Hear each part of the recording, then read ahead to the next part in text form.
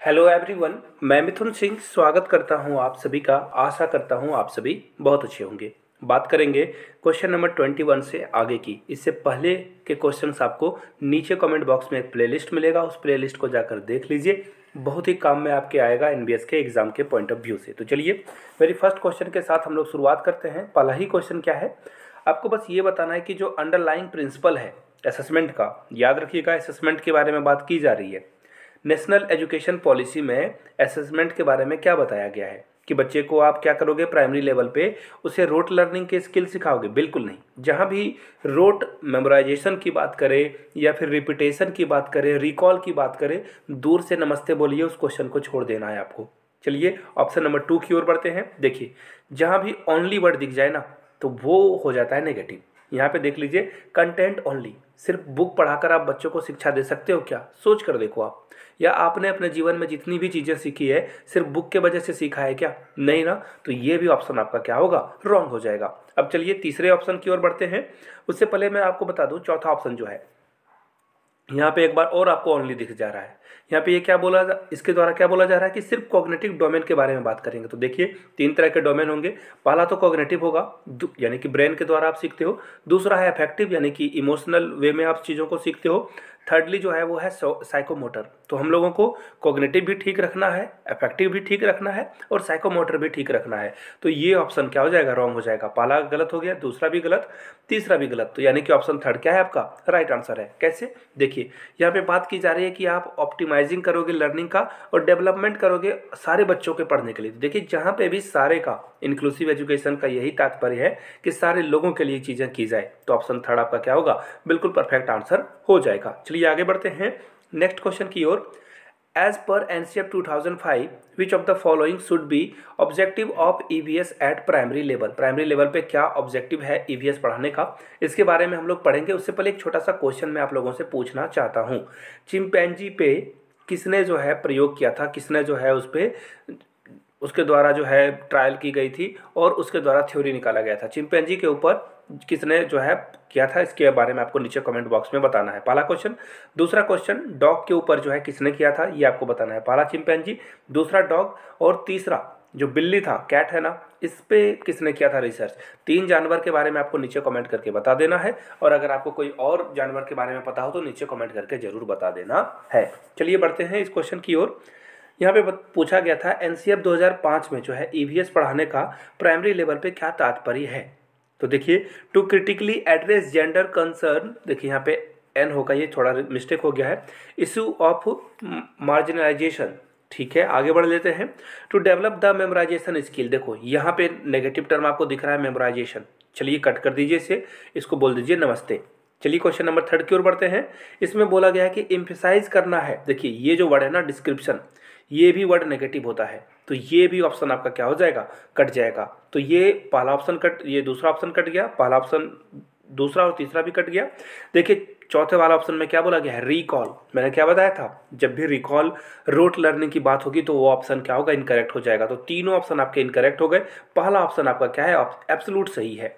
जब आप जो है जहाँ भी क्रिटिकल थिंकिंग करोगे, जब भी क्रिटिकल थिंकिंग की बात की जाएगी, क्रिटिकल थिंकिंग का मतलब होता है कि चीज़ों को आप हर तरह से सोचते हो। जैसे कि अगर आपसे पूछा जाए कि तुम्हें पेन क्यों खरीदना है, वाई वाला क्वेश्चन का जवाब देना हो, या फिर पेन कैसे खरीदना है, तो बच्चा सोचेगा, है ना। सिर्फ बोलना है कौन सा पेन खरीदना है, ब्लू या रेड या ब्लैक, तो वो एक आंसर दे देगा। लेकिन पेन कैसे खरीदना है और क्यों खरीदना है, तो वो क्रिटिकल थिंकिंग करेगा। यानी कि ऑप्शन ए आपका क्या होगा, ऑप्शन ए 1 आपका करेक्ट हो जाएगा। चलिए आगे बढ़ते हैं। उससे पहले एक छोटी सी सूचना आपको दे दूं, एक छोटा सा इन्फॉर्मेशन। 99 में आप आखिरी समय में लास्ट मिनट में रिवीजन कर सकते हो नोट्स के द्वारा। यहाँ से मेरी ईमेल आईडी देख लो, yourmithunsingh@gmail.com पे मेल कर लीजिए। If your Instagram then do follow me @imithunsingh। 99 में आपको previous year question paper plus आपको जो है करंट अफेयर्स के साथ साथ और भी चीज़ें यहाँ पे प्रोवाइड कर दी जाएगी। तो चलिए बढ़ते हैं हम लोग आगे नेक्स्ट क्वेश्चन की ओर। Which of the following has been recommended by class 12 of, sorry ये क्लॉज है, sorry clause 12 of right to education. Clause 12 में जो है राइट टू एजुकेशन में education of student belonging to, देखिए ईडब्ल्यूएस की बात की जा रही है। जो इकोनॉमिक, जो वीकर क्लासेस है, सेक्शन है, उसके बारे में क्लॉज 12 क्या कहता है कि ये सिर्फ गवर्नमेंट स्कूल में ही इनको एडमिशन मिलेगा, या फिर इनको प्राइवेट स्कूल में भी रिजर्वेशन मिलेगा, या फिर इनको वोकेशनल कोर्स ही जो है ज्वाइन करना होगा, या फिर इनको स्कूल से अलग कर दीजिए। तो देखिए, पहला बात, जहाँ भी आपको मैंने क्या कहा था, ओनली दिखे, आपको इससे आपके कान खड़े हो जाने चाहिए, अलर्ट हो जाना चाहिए आपको। तो यहाँ पे बोला जा रहा है ओनली, आपको दूर से इसको नमस्ते कर देना है। सिर्फ गवर्नमेंट स्कूल में नहीं, प्राइवेट स्कूल में भी रिजर्वेशन की व्यवस्था की गई है। और ईडब्ल्यूएस में जो भी किसी भी वर्ग के बच्चे आते हैं, कास्टिज्म वाली बात नहीं है यहाँ पे, जनरल, ओबीसी, एससी, एसटी से जो समर्थ नहीं है पैसा देने के लिए, उनको भी आपको जो है प्राइवेट स्कूल में पढ़ाना होगा, ऐसा गवर्नमेंट ने कहा। लेकिन ऐसा वास्तविकता में होता नहीं है, ये सिर्फ कपोल कल्पना है, रियलिटी से इसका कोई लेना देना नहीं है। ऑप्शन 2 फिलहाल हम लोगों का राइट आंसर हो जाएगा। बढ़ेंगे नेक्स्ट क्वेश्चन की ओर, और बहुत ही आसान क्वेश्चन, हर एग्जाम में आपको ये क्वेश्चन देखने को मिलेगा। पूछा गया है, नेशनल एजुकेशन पॉलिसी जो है रिकमेंड करती है, क्या रिकमेंड करती है जी? मल्टीलिंग्विज्म को, यानी कि बहुत अलग अलग भाषा को। जैसे देखिए, सपोज कर लो कि आप एक क्लासरूम को पढ़ाने के लिए गए हो साउथ में, वहाँ पे कोई बच्चा तमिल बोल रहा है, कोई तेलुगु बोल रहा है, कोई मलयालम बोल रहा है। अब बोलोगे ऐसा कहीं होता है क्या? हाँ होता है, बड़े बड़े शहरों में अलग अलग जो अलग अलग नेबरिंग स्टेट है ना, वहाँ के लोग जरूर रहते हैं। कोई कन्नड़ा बोल रहा है ना, कोई हिंदी बोल रहा है, कोई इंग्लिश बोल रहा है। तो ऐसे क्लास को आपको एंजॉय करना है। एक्चुअली एंजॉय करने का मतलब ये है कि उसको जो है आपको जो है एज ऑब्स्टेकल नहीं लेना है, उसे जो है डील करना है आपको। समझ पा रहे हो? इस क्लासरूम को आपको इनकरेज करना है कि यहाँ पे अलग अलग भाषा बोलने वाले लोग हैं। सपोज कर लो मैंने बोल दिया नमस्ते, अब अलग अलग बच्चे, जैसे तमिल में एक्चुअली बोला जाता है वनकम, तो इसी तरह से नमस्ते को नमस्कारम भी बोला जाता है। तो अलग अलग लैंग्वेज में आप चीज़ों को सीख पाओगे, अलग अलग कल्चर के बच्चे रहेंगे तो उनका विकास होगा। तो नेशनल एजुकेशन पॉलिसी इसी बात पे ध्यान देती है। और ये मोनो लैंग्वेज यानी कि सिर्फ एक ही भाषा के बारे में बिल्कुल नहीं, ऐसा बिल्कुल नहीं कहा गया है। यानी कि ऑप्शन ए आपका क्या होगा? एब्सोल्यूट करेक्ट हो जाएगा, 1 इज द राइट आंसर। चलिए आगे बढ़ते हैं क्वेश्चन नंबर 25 की ओर। As per national curriculum framework 2005 पूछा गया है कि ईवीएस में जो लर्निंग होगी ना, कैसे होगी? Acquisition of knowledge and skill from the environment, आप जो है इन्वायरमेंट से करोगे, बिल्कुल सही बात है, सही है। आप चीज़ों को, आसपास के चीज़ों को देखते हो, समझते हो। बात की जाएगी कि छोटे पत्ते वाले प्लांट जो होते हैं उनकी जो है क्या विशेषता है, इसी तरह से बड़े पत्ते वाले की क्या विशेषता है, तो ये चीज़ें देखकर सीखी जाएगी। दूसरे ऑप्शन की ओर बढ़ते हैं, sharing of ideas and skill among learners. बहुत अच्छी बात है कि आप आपका जो आइडिया है या स्किल है बच्चों के बीच में शेयर करते हो, या फिर बच्चे आपस में शेयर करते हैं, ये भी पॉजिटिव वर्ड है। अगले ऑप्शन की ओर बढ़ते हैं, receive information which is being transmitted. देखिए बिल्कुल गलत बात है ये, लेक्चर मेथड में यही होता है, जहाँ पे प्रोफेसर आते हैं, आपको सारी बातें समझा जाते हैं, सुना देते हैं, लेक्चर मेथड से सिखा देते हैं, आप उसको एज इट इज़ ले लेते हो। वहाँ पे ना क्रिटिकल थिंकिंग हुई, ना आप लर्निंग बाय डूइंग कर रहे हो, यानी कि ना एक्टिविटी के द्वारा आप चीज़ों को सीख पा रहे हो। लेकिन लैब में अगर कुछ बताया जाए तो आप वहाँ पे एक लर्निंग बाय डूइंग करते हो। तो फिलहाल यहाँ पे जब रिसीव कर रहे हो आप किसी का आइडिया, तो इससे कुछ ज़्यादा बेनिफिट तो होने वाला है नहीं। ऑप्शन 4 की ओर देखते हैं, active construction of knowledge by learner. बिल्कुल सही बात है, जहाँ पे एक्टिव होकर बच्चा सीखेगा उसका भला होगा। यानी कि ए, बी और डी, ए, बी और डी, देखिए कौन सा आंसर है? बिल्कुल ऑप्शन नंबर 4 इसका करेक्ट आंसर हो जाएगा, यानी कि 4 के साथ आपको जाना था। देखिए इस तरह से आपको क्वेश्चन सीटेट में भी देखने को मिलेगा, केवीएस एनबीएस में भी देखने को मिलेगा, जहाँ पे सिर्फ 4 में से कोई एक ऑप्शन आपका सही नहीं होगा, बहुत सारे ऑप्शन भी सही होंगे। तो इस तरह की चीज़ों को ध्यान में रखना है आपको। अगले क्वेश्चन की ओर हम लोग बढ़ते हैं, eight primary level national education policy proposes. आपको बताना है कि ये नेशनल एजुकेशन पॉलिसी किस लैंग्वेज में जो है पढ़ाने की बात करती है, हिंदी में, इंग्लिश में, संस्कृत में। तो देखिए मैंने अब भी आपको पढ़ाया, मल्टीलिंग्विज्म को ये क्या करती है? प्रोत्साहित करती है। तो किसी एक पर्टिकुलर लैंग्वेज पे ये फोकस करेगी क्या? तीनों ऑप्शन आपका इनकरेक्ट हो गया। सबसे पहली बात ना, एनसीएफ क्या बोलता है या फिर नेशनल एजुकेशन पॉलिसी क्या बोलती है कि क्लास 8 तक के बच्चों को आपको मदर टंग में पढ़ाना है। किस में पढ़ाना है? मदर टंग में। अगर वो हिंदी बोलता है तो हिंदी में आपको पढ़ा लेना है, अगर वो भोजपुरी बोलता है, तमिल बोलता है, तेलुगु बोलता है, उड़िया बोलता है, तो आपको उसी लैंग्वेज में आपको पढ़ाना है क्लास 8 तक। चलिए बात हो गई, और आंसर क्या हो जाएगा? ऑप्शन नंबर 4 हो जाएगा। आगे बढ़ते हैं अगले क्वेश्चन की ओर। नेक्स्ट क्वेश्चन थोड़ा बड़ा है, ध्यान से देखना है आपको। Which of the following should not be objective of teaching EVS at a primary level as per, देखिए यहाँ पे 4 नहीं पर होगा, एज पर एनसीएफ 2005। तो देखिए यहाँ पे एनसीएफ 2005 के अकॉर्डिंग जो है कैसे आपको पढ़ाना है। तो देखिए यहाँ पे इस क्वेश्चन को एक्चुअली ये क्या है ना, ये सीटेट का क्वेश्चन है, बहुत ही आसान क्वेश्चन है। मैं चाहता हूँ कि आराम से आप इसको पढ़ लो और नीचे कमेंट करके 27 का कौन सा राइट आंसर होगा वो बता दो। स्क्रीनशॉट ले लीजिए, चाहो तो आप स्क्रीनशॉट भी ले सकते हो।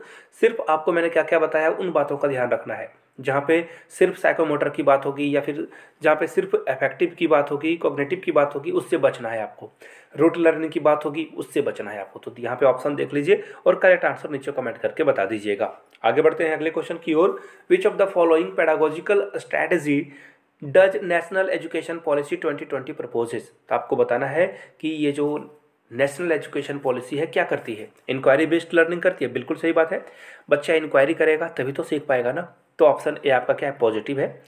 अगले ऑप्शन की ओर बढ़ते हैं। स्टोरी टेलिंग, बिल्कुल सही बात है। पेडागोजी में देखिए बच्चे कैसे सीखते हैं, बच्चों को कहानियाँ सुना दो। इवन आप भी अभी हो ना, आपको मूवी, वेब सीरीज़ या फिर शॉर्ट स्टोरी क्यों अच्छा लगता है, जब आपको कोई स्टोरी के माध्यम से सुनाता है। तो ये भी पॉजिटिव है।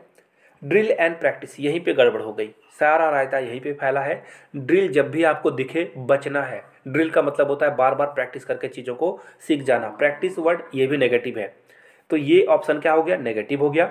आगे देख लेते हैं। डिस्कस बेस्ड क्लासरूम, बिल्कुल अगर आप क्लासरूम में डिस्कस करोगे तो अच्छा होगा, भला होगा। यानी कि 1, 2 और 4 कहाँ पे है देख लेते हैं। देखिए 1, 2 और 4, जी हाँ, ऑप्शन नंबर 2 इसका राइट आंसर हो जाएगा। इन चीज़ों को ध्यान रखिएगा। कई बार क्या होता है ना कि सारे लोग चारों ऑप्शन में तो बिल्कुल कैटेगराइज कर लेते हैं, कौन पॉजिटिव कौन नेगेटिव, लेकिन नीचे जब आप आते हो तो आपके साथ गड़बड़ हो जाती है। आगे बढ़ते हैं क्वेश्चन नंबर 29 की ओर। According to national curriculum framework place of mathematics, mathematics को क्लास में क्यों पढ़ाया जाता है। इसको ट्विन कंसर्न भी कहा जाता है। क्यों कहा जाता है कि मैथमेटिक्स जो है ना इंगेज कर सकता है माइंड को, बिल्कुल सही बात है। हर बच्चे के माइंड को इंगेज कर सकता है, सही है, इसे हम लोग पॉजिटिव ले लेते हैं। और बच्चे के स्ट्रेंथ को भी मजबूत करेगा, रिसोर्सेज को भी मजबूत करेगा, बिल्कुल सही है, पॉजिटिव कर लेते हैं इसे। What mathematics education can do to improve communication skill of every child and how it can make them employable। देखिए नौकरी देने की बात जब भी आएगी नेगेटिव टर्म है, याद रखिएगा। पढ़ाने का मकसद नौकरी देना नहीं होता है, तो ये ऑप्शन आपका क्या हो जाएगा, नेगेटिव हो जाएगा। फिलहाल बढ़ते हैं थर्ड की ओर। What mathematics education do to the control the drop out. देखिए अब मैथमेटिक्स पढ़ा दोगे तो क्या बच्चे भागने बंद हो जाएंगे, स्कूल आना बंद, मतलब स्कूल आने लगेंगे, ड्रॉप आउट खत्म हो जाएगा, बिल्कुल नहीं। ये दोनों ऑप्शन आपका इनकरेक्ट है। तीसरे ऑप्शन की ओर बढ़ते हैं, चौथे ऑप्शन की ओर। What mathematics education do to prepare student for olympiad. गलत बात है। मैथमेटिक्स हम लोग बच्चों को इसलिए सिखाते हैं ताकि वो रियल लाइफ में आने वाले प्रॉब्लम को सॉल्व कर पाए। डे टू डे लाइफ में जो चीज़ें होती है, सपोज कर लो कि वो दुकान जाएगा, सब्जी खरीदेगा, तो वहाँ पे वो मैथमेटिक्स का रियल एग्जांपल के साथ एक्टिविटी कर पाएगा। तो यहाँ पे सिर्फ उसे ओलंपियाड या किसी एग्ज़ाम या फिर नौकरी की तैयारी के लिए हम लोग नहीं पढ़ाते हैं। तो ऑप्शन 2, 3, 4 सारा गड़बड़ है, सारे को हेलो नमस्ते बोल के निकल जाना है आपको। ऑप्शन ए आपका क्या है, बिल्कुल करेक्ट है, एब्सोल्यूट करेक्ट है। आगे बढ़ते हैं नेक्स्ट क्वेश्चन की ओर। इंक्लूसिव एजुकेशन जो है, राइट टू एजुकेशन में इसे इंक्लूड किया गया है। आपको बताना है कि इसका क्या बिहेवियर है, एक्चुअली इसका क्या क्राइटेरिया है। तो ये क्या है, बिहेवियरिकल प्रिंसिपल है इसका, बिल्कुल नहीं, इसका ये बिहेवियरिकल नहीं है। और सिंपैथेटिक एटीट्यूड रखता है डिसेबल के प्रति। देखिए यहाँ पे आपको ध्यान रखना है। सिंपैथी का मतलब होता है कि किसी को आप दया दिखाते हो, अरे ये तो आपके साथ बहुत बुरा हुआ हो। सपोज कर लो कि कोई डिसेबल चाइल्ड है आपके क्लास में, वो अगर देख नहीं पाता है, आप बोलोगे अरे या तो भगवान ने आपके साथ बहुत बुरा किया, भगवान की यही मर्जी थी। तो इस तरह से आप बच्चे के अंदर हीन भावना ला रहे हो, उसे इन्फीरियर फील करा रहे हो। ऑप्शन 2 तो इनकरेक्ट होगा आपका। थर्ड की ओर बढ़ते हैं। ह्यूमनिस्टिक पर्सपेक्टिव रखोगे आप, ठीक है, ये थोड़ा ठीक है। लास्ट की ओर बढ़ते हैं। डिसेबल को आप ऑफर करोगे कि चलिए प्राइमरी वोकेशनल एजुकेशन ले लो, बिल्कुल नहीं। आप कभी भी बच्चों को अलग थलग करने की बात नहीं करते हो। तो ये भी कटा, ये भी कटा, ये भी कटा, यानी कि राइट आंसर क्या होगा, ऑप्शन नंबर 3। अगर वीडियो यहाँ तक देख लिए तो लाइक शेयर सब्सक्राइब जरूर कर दें। 99 में आप previous year question paper plus मेरे हैंड रिटन नोट्स आप ले सकते हो। यहाँ से मेरी ईमेल आईडी देख लो, yourmithunsingh@gmail.com पे मेल कर लीजिए। If your Instagram then do follow me @imithunsingh। Video को यहाँ तक देखने के लिए बहुत बहुत शुक्रिया। Have a good day.